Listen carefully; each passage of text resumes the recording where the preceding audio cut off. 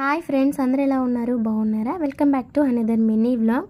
Evening పూట మా సోను పాపకి పొటాటో చిప్స్ అయితే చేద్దామనేసి ఇదిగోండి బంగాళదుంపని నీట్గా పీల్ చేసేసుకొని చిన్న చిన్న స్లైసెస్గా వెజిటేబుల్ కటర్తో అయితే కట్ చేసుకున్నాను అనమాట. కట్ చేసుకున్న తర్వాత వాటర్లో వేసి చక్కగా ఒక 3-2 టైమ్స్ అయితే కడగాలి. ఎందుకంటే అందులో స్టార్చ్ ఉంటుంది, పిండి పదార్థం.